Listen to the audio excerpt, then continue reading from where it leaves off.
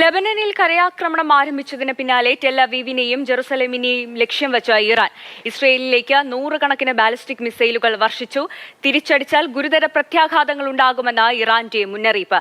അശ്വജിത്ത് ചേരുന്നുണ്ട് ഇന്റർനാഷണൽ ഡെസ്കിൽ നിന്ന്. ഇന്നലെ അമേരിക്ക ഇസ്രയേലിനൊരു മുന്നറിയിപ്പ് നൽകിയിരുന്നു. ഇറാനിന്റെ ഒരു മിസൈൽ ആക്രമണം ഉണ്ടാകുമെന്ന്.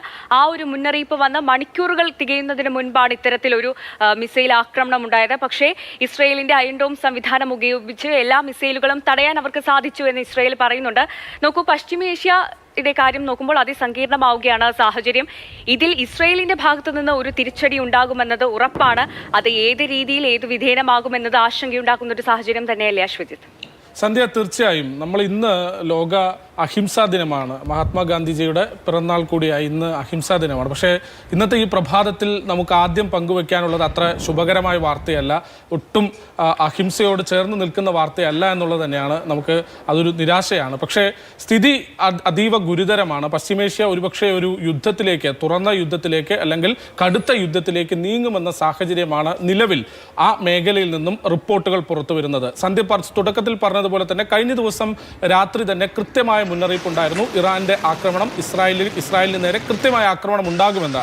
അതുപോലെ തന്നെ ഒരുപക്ഷെ ആ മുന്നറിയിപ്പ് വന്ന് മണിക്കൂറുകൾക്കകം തന്നെ നൂറുകണക്കിന് മിസൈലുകളാണ് ഇസ്രായേലിന്റെ നഗരങ്ങൾ ലക്ഷ്യമാക്കി ഇറാനിൽ നിന്നും തൊടുത്തുവിട്ടത്. ഈ പ്രതിരോധ സംവിധാനം ഉപയോഗിച്ച് ബഹുഭൂരിപക്ഷം മിസൈലുകളും നിലവിൽ പുറത്തു വരുന്ന കണക്കുകൾ പ്രകാരം ഏതാണ്ട് 180നും 200നും ഇടയിലുള്ള മിസൈലുകൾ ഇസ്രായേലിനെ ലക്ഷ്യമാക്കി വന്നു എന്നതാണ്. ഇതിൽ ബഹുഭൂരിപക്ഷം മിസൈലുകളും പ്രതിരോധ സംവിധാനം ഉപയോഗിച്ച് നിർവീര്യമാക്കി എന്നും ഇപ്പോൾ റിപ്പോർട്ടുകൾ പുറത്തു വരുന്നുണ്ട്. പക്ഷേ ചില മിസൈലുകൾ ഇസ്രായേൽ മണ്ണിൽ പതിച്ചതായും പറയുന്നു. പക്ഷേ അത് സംബന്ധിച്ച് ഒരു വ്യക്തത നിലവിൽ വന്നിട്ടില്ല. അത്തരം റിപ്പോർട്ടുകൾ പുറത്തു വന്നിട്ടില്ല. ഒരുപക്ഷെ ആൾനാശമോ അല്ലെങ്കിൽ കാഷ്വാലിറ്റീസോ, ഒരുപക്ഷെ മരണമോ ഒക്കെ ഉണ്ടായിട്ടുണ്ടോ എന്നത് സംബന്ധിച്ചും റിപ്പോർട്ടുകൾ പുറത്തു വന്നിട്ടില്ല. പക്ഷേ ബഹുഭൂരിപക്ഷം മിസൈലുകളും നിർവീര്യമാക്കി എന്നതാണ് ഇപ്പോൾ അമേരിക്ക ഉൾപ്പെടെ സ്ഥിരീകരിക്കുന്നത്. കഴിഞ്ഞ ദിവസം തന്നെ അമേരിക്ക ഇസ്രായേൽ സൈന്യത്തിന് ഒരു പിന്തുണ പ്രഖ്യാപിക്കുകയും ചെയ്തിരുന്നു. അമേരിക്കൻ നാവികസേനയുടെ സപ്പോർട്ടും ഇസ്രായേലി സൈന്യത്തിനുണ്ടായിരുന്നു. അമേരിക്കൻ നാവികസേനയും ഈ ദൗത്യത്തിൽ പങ്കാളികളായതായും അന്താരാഷ്ട്ര മാധ്യമങ്ങൾ ഇപ്പോൾ റിപ്പോർട്ട് ചെയ്യുന്നുണ്ട്. അത് തന്നെയാണ് ഏറ്റവും പ്രധാനവും. കാരണം ഈ മിസൈലുകൾ നിർവീര്യമാക്കുന്നതിൽ ചില മിസൈലുകളൊക്കെ അമേരിക്കൻ നേവിയുടെ സഹായത്തോടെയാണ് നിർവീര്യമാക്കിയതെന്നും റിപ്പോർട്ടുകൾ പുറത്തു വരുന്നുണ്ട്.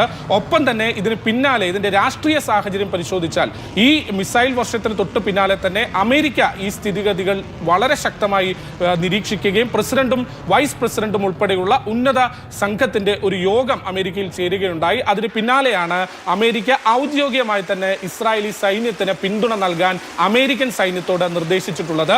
അതുകൊണ്ട് തന്നെ നമുക്ക് ഒരു നിഗമനത്തിലേക്ക് അല്ലെങ്കിൽ അതുകൊണ്ട് തന്നെ ചിത്രം ഏതാണ്ട് തെളിയുന്നു. സാഹചര്യം ഒട്ടും അനുകൂലമല്ല, ഒരു കലുഷിതമായ സാഹചര്യത്തിലേക്ക് നീങ്ങിയേക്കാം എന്ന് തന്നെയാണ് നിലവിൽ അവിടെ നിന്ന് ലഭിക്കുന്ന സൂചനകൾ. ഈ ആക്രമണം സംബന്ധിച്ച്, ഇറാന്റെ ആക്രമണം സംബന്ധിച്ച് നിലവിൽ ഒരു വ്യക്തത പൂർണ്ണമായും വന്നിട്ടില്ല. ഒരുപക്ഷെ എത്ര മിസൈലുകൾ ഇസ്രായേൽ മണ്ണിൽ പതിച്ചു, എന്തൊക്കെയാണ് ആൾനാശം സംബന്ധിച്ച് റിപ്പോർട്ടുകൾ പുറത്തു വന്നിട്ടില്ല. പക്ഷേ കാര്യമായ നാശനഷ്ടം ഉണ്ടായിട്ടില്ല എന്ന് തന്നെയാണ് അന്താരാഷ്ട്ര മാധ്യമങ്ങൾ അവിടെ നിന്ന് റിപ്പോർട്ട് ചെയ്യുന്നത്. സന്ധ്യ.